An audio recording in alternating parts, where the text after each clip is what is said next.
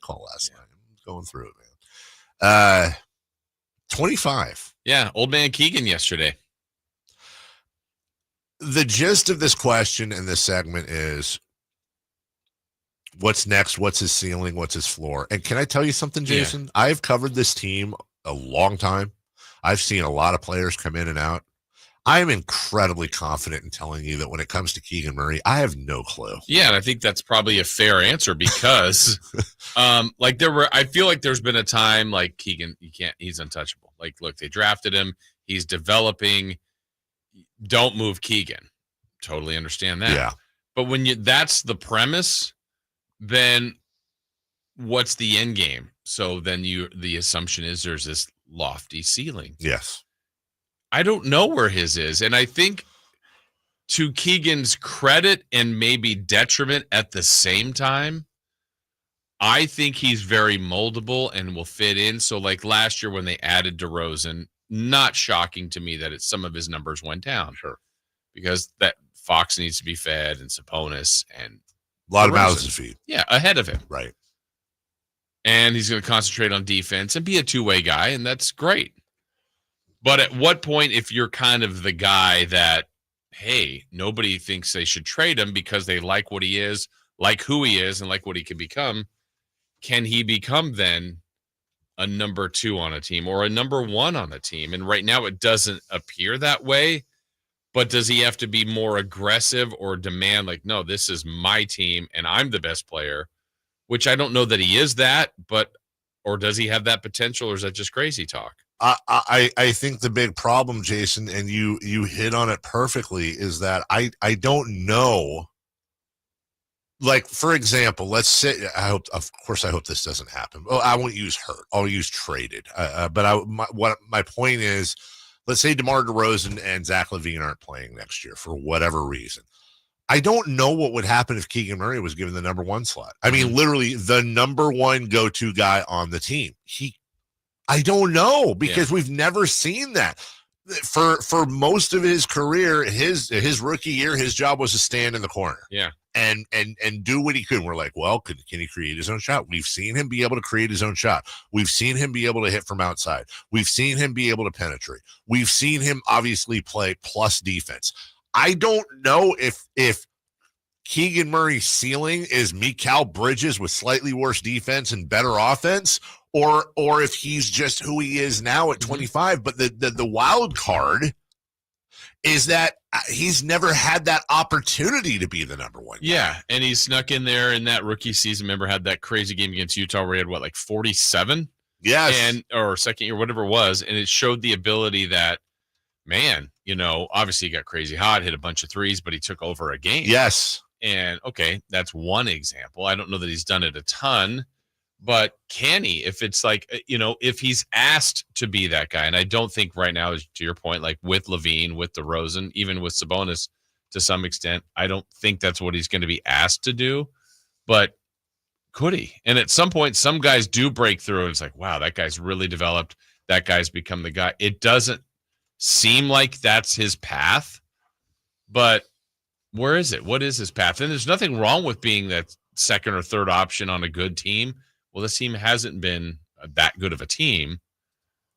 I don't know. It's just, I think he's just in an interesting spot. Not that they have to make this grand decision on him. And Scott Perry's here new for this time around. I wonder what his overall thoughts are. Yeah. If he thinks, oh no, we want to build with Keegan and have him a key part of the next 5 years, or is it just he's just another important piece to the team? Not the most important piece, but an important piece.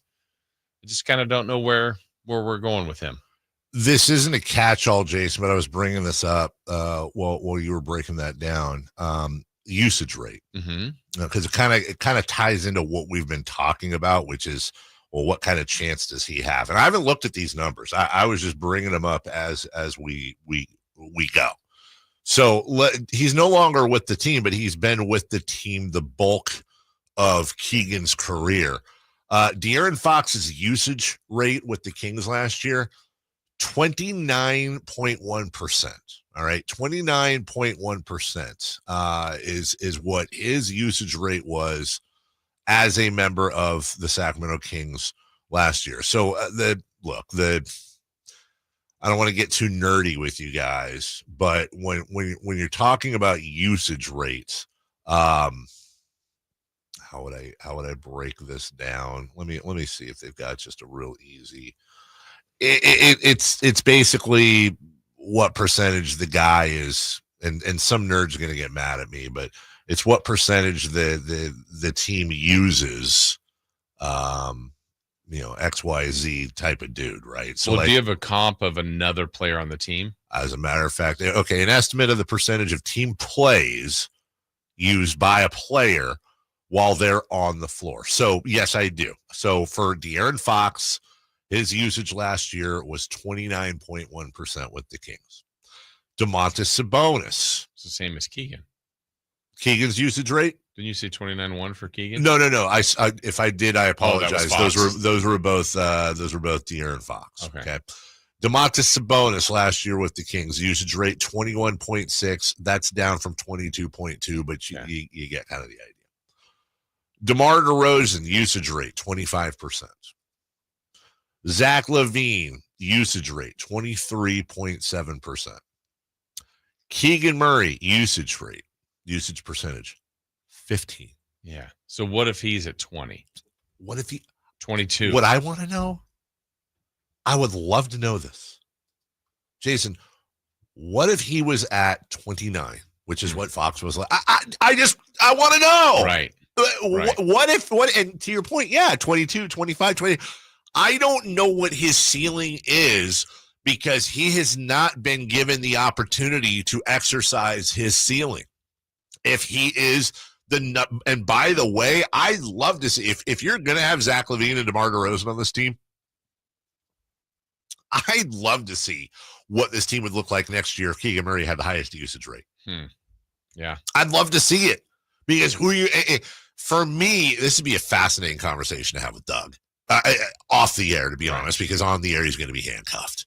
But dude, and that's part of what the Kings' conundrum is going to be next year, I think, if they run the franchise properly, is how do you walk the tightrope between trying to be competitive and win games?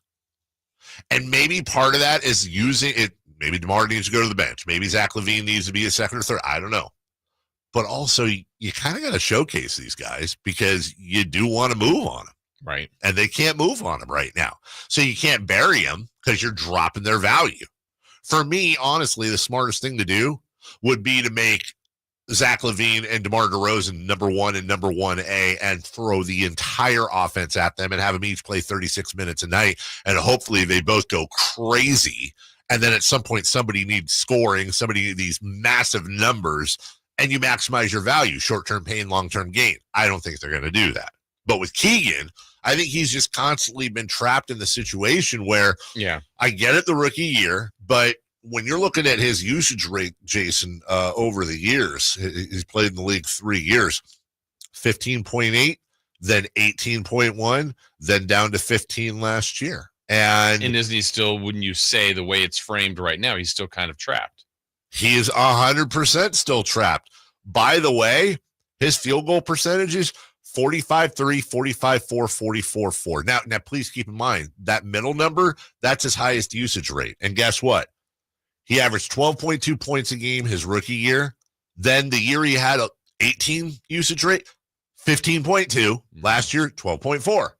So his usage rate corollary goes with that little mini jump in scoring of 3 points. Now, extrapolate that. I don't have the exact numbers, but if you were to add at the highest level another 10%, putting him in De'Aaron Fox category. Yeah, does he get to 19 or 20 points a game? He's a 20-plus point a game scorer on top of the defense. Right. So then is that more valuable to this? That's kind of the overall question. Right. Is that more valuable to the team if his usage rate goes up and you drop some of the other guys down just a bit?